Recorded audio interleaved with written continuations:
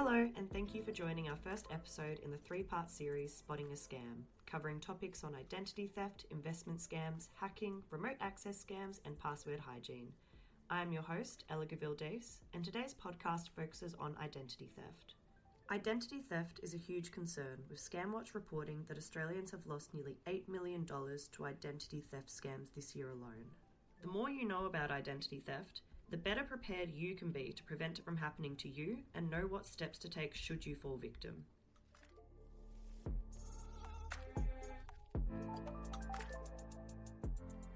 Today we are fortunate to be joined by experts Detective Superintendent Jane Welsh of Victoria Police's Cybercrime Division and Shane Corrett, Chief Information Officer at BankVic, to help us further understand identity theft. Welcome to both of you. So can you tell us a bit about your careers to date and how you came to be in your current position? Shane, let's start with you. I'm the CIO at BankVic for just over 3 months now. I've worked in IT in a variety of roles for over 20 years. Started out as a network engineer, moving into security engineering, and kind of worked my way through the ranks and spent the last 20 years working in banking. Wonderful. Jane, what about you? I've had 35 years in policing. I think I'm just about to tip over into 36. And that has consisted of all manner of different sorts of policing, from operational policing through to the investigation of serious crimes, the investigation of death, both at the homicide squad and assisting the coroner, investigating corruption at our Professional Standards Command, and now more recently, over the last 3 years, I've been involved in the investigation of cybercrime and the building of Victoria Police's cybercrime capability at the Crime Command. Incredible. I think we've got two people here that can hopefully give us all the answers that we need with spotting a scam. So identity theft is very topical. Are you seeing more cases of identity theft, or is it that people are just more aware of it currently? I'd certainly say that we're seeing a lot more of it, and that's mainly by way of our national reporting platform, which is Report Cyber, and that captures the statistics across the country. Victoria is unfortunately very highly represented in those statistics, and identity theft and fraud are two of the biggest crimes and incidents that we're seeing reported at the moment. We're seeing it everywhere. You only need to look in the media and recent big breaches of criminals stealing data. One of the main reasons they want to steal data is to create identities, open accounts, so we're definitely seeing a lot more of it. So what are the implications of having your identity stolen? I always like to think of the first most significant implication is it's incredibly traumatic.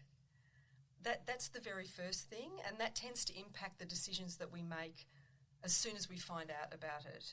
So it's very similar to somebody opening the front door of your house and letting themselves into all of your rooms while you're still there. It's that level of anxiety, and the other implications, of course, are that they also make their way through your digital life. So they can access all the things you accessed at its most extreme, and then they can go about purchasing things as you and doing things as you in a digital space. They're some of the most significant and probably most evident impacts. I think traumatic is a good way of explaining that they can gain access to your social media account, perform scams on your friends and family.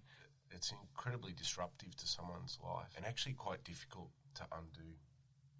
One of the things that's also difficult about it is you might not know about this until many, many months later, when you get an invoice or the bank calls you and they're wanting to know, why are you in the Philippines, for example? You didn't let us know you were travelling.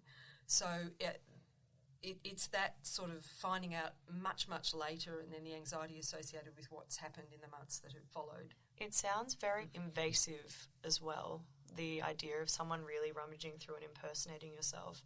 I often say to people, when we think of the wonderful advantages that the internet and the digital world have provided for us, it has also provided wonderful advantages and acts as a force multiplier for criminals.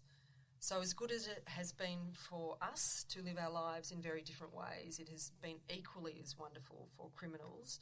We understand you might not be able to give specifics, but are you able to share an example of identity theft you have seen which has been particularly bad? I think they're all particularly bad. The levels of impact for people can depend very much on the cohort. So for some of the seniors in our community, it can rock them to their core because the digital world is already an unfamiliar place. and to be told that they've been compromised in that area is incredibly difficult for them to understand, for the most part. We've had a lot of examples of people who have had items purchased under their name. They have had their identity used to get onto illegal forums, so that might be child exploitation forums. They've had their identities used to set up mule bank accounts that are used to launder proceeds of crime. So it's very awkward when they have police calling them or knocking on their door asking them why they've set up bank accounts to assist in the laundering of money, which of course they have no idea and no involvement in. They're some of the things that come most immediately to mind. You would almost think that the call alerting you that your identity has been stolen, or even questioning whether or not you've been opening a bank account that has been used as a mule account, you would almost think that the person calling you to alert you of this is a scammer. It would just sound so out of the realm of possibility. And that's the difficulty. And we're all very aware that we've had some really high-profile cyber attacks more recently that have been referred to. And of course, big organisations try to reach out to people whose data has been either accessed or exfiltrated and now out on the dark web. And of course, people become incredibly anxious about even those phone calls from organisations that are reaching out for help. What are some things that people can do to protect their identity online? A lot of the basics are really important. Passwords are the Achilles heel, and it's where a lot of information security protection starts. Using strong passwords, using unique passwords, not reusing passwords, not writing passwords down. It's a real challenge often for people to keep track of all the passwords. We have so many online accounts.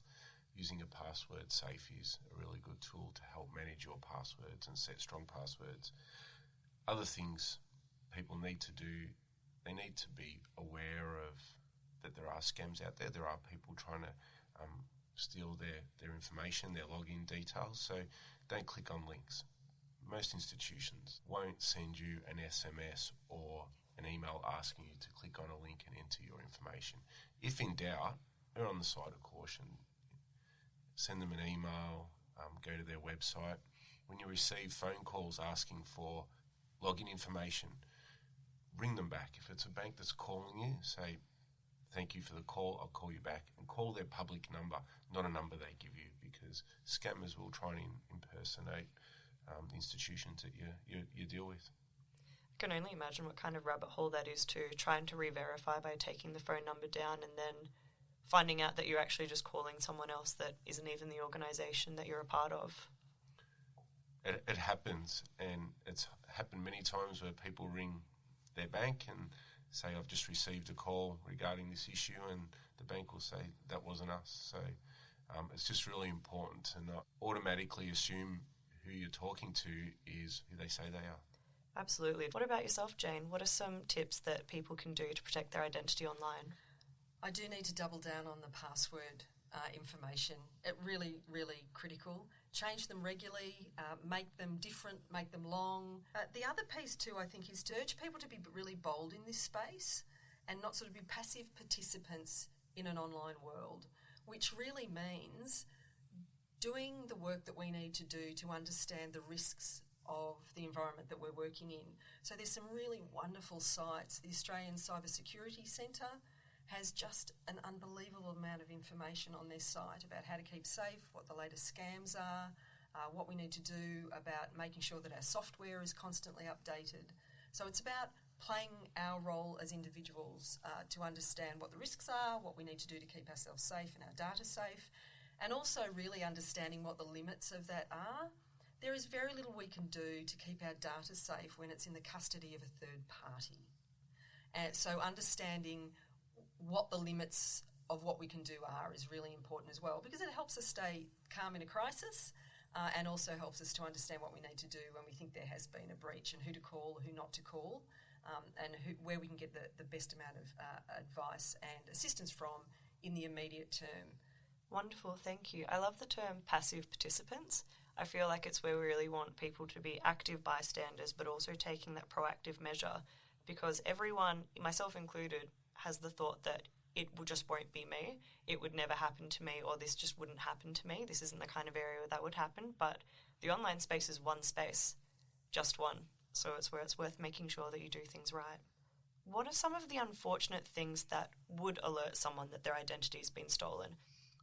We touched on this before, but certainly seeing strange transactions appearing in your bank account, maybe things that you don't believe you've bought or that's been purchased from a different country are the obvious ones.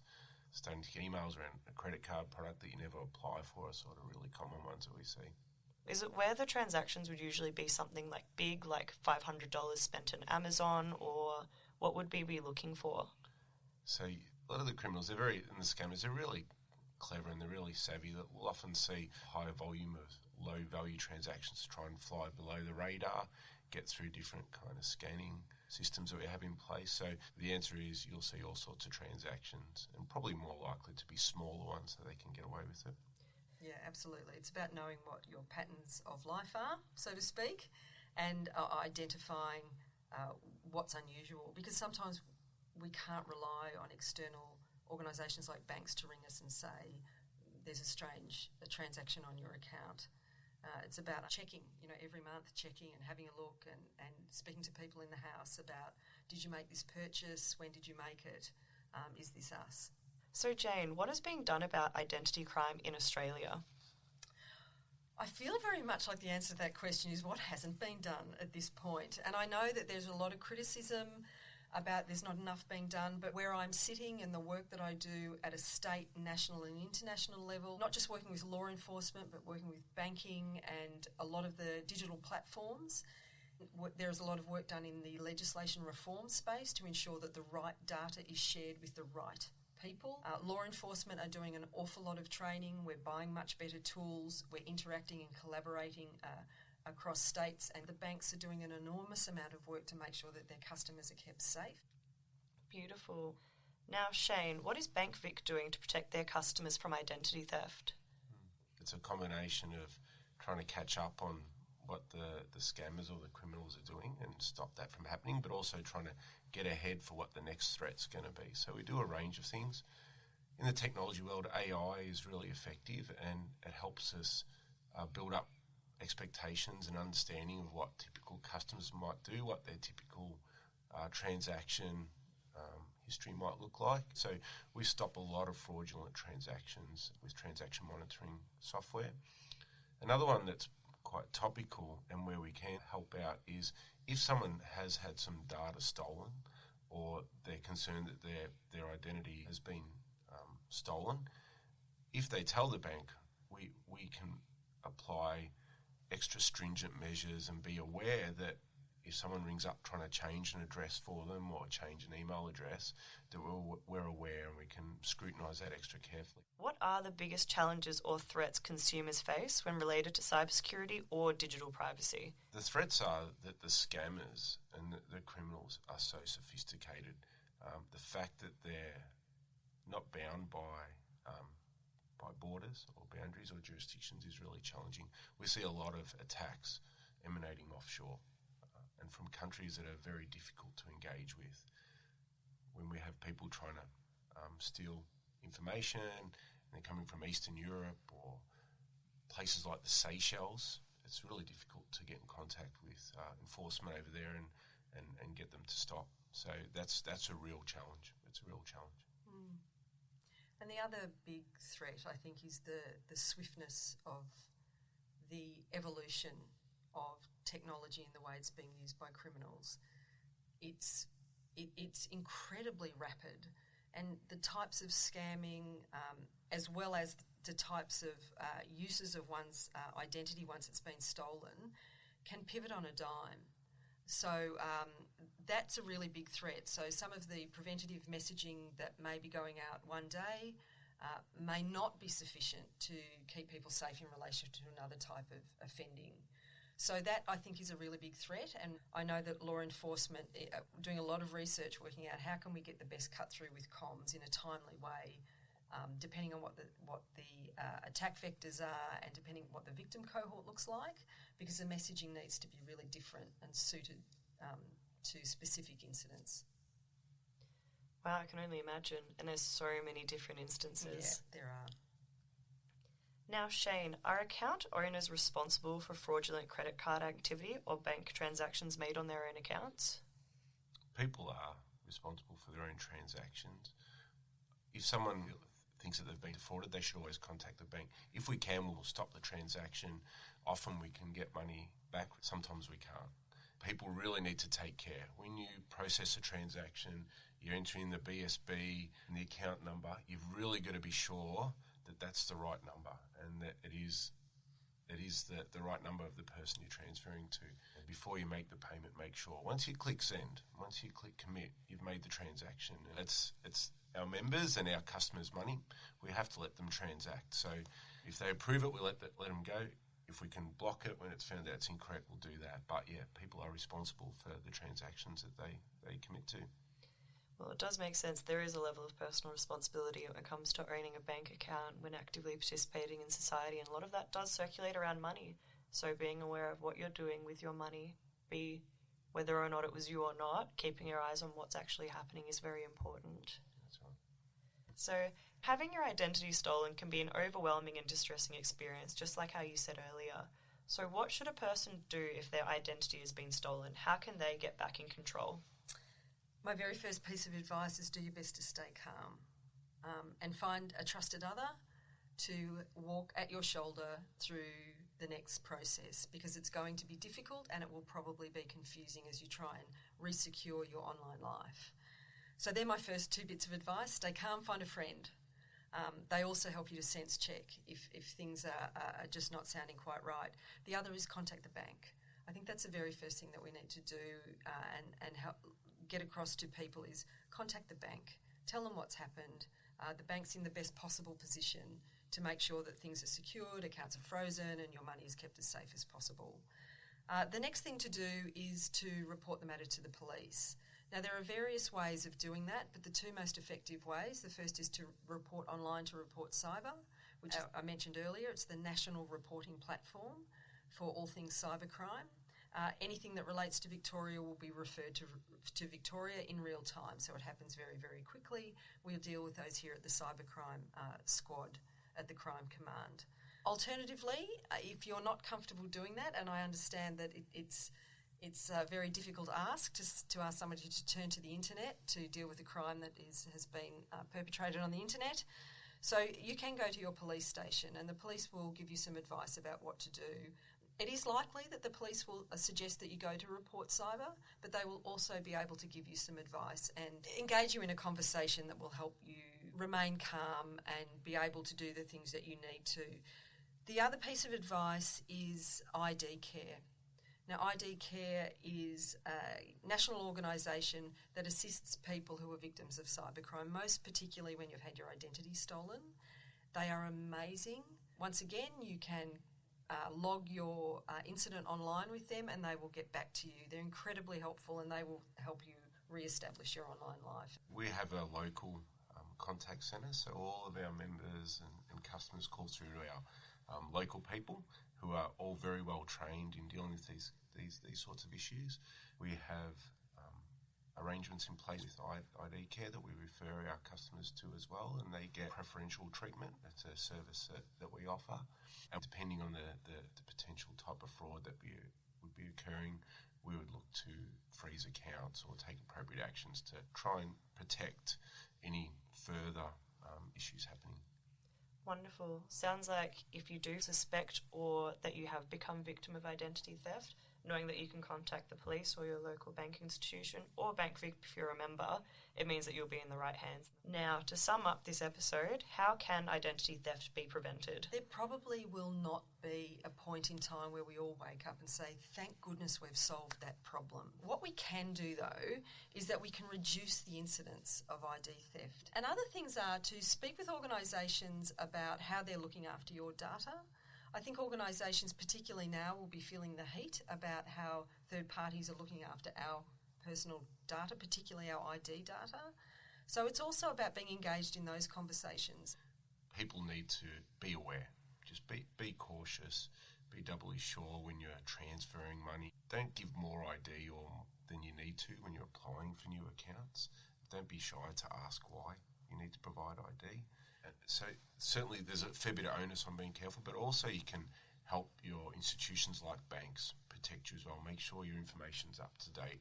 When you change address, when you change your number, make sure you let us know.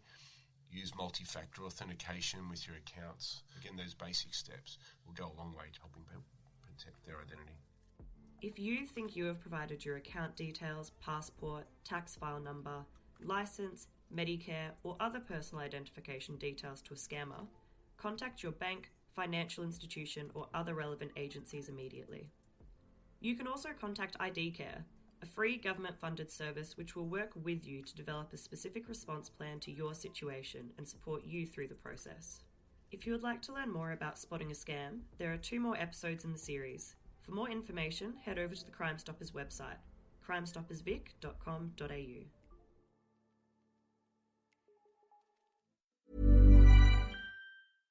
From landing your first job, applying for a home loan, or funding that retirement renovation, there are moments in life when super plays its part. Sometimes they're obvious, sometimes not. But when your super moment arrives, it makes sense to be with a long-term top performer like Australian Super. It's Australian, it's super, and it's yours. Balanced option compared to super ratings SR50 60 to 76 index to December 31, 2023. Past performance is not a reliable indicator of future returns. Read the PDS and TMD at australiansuper.com.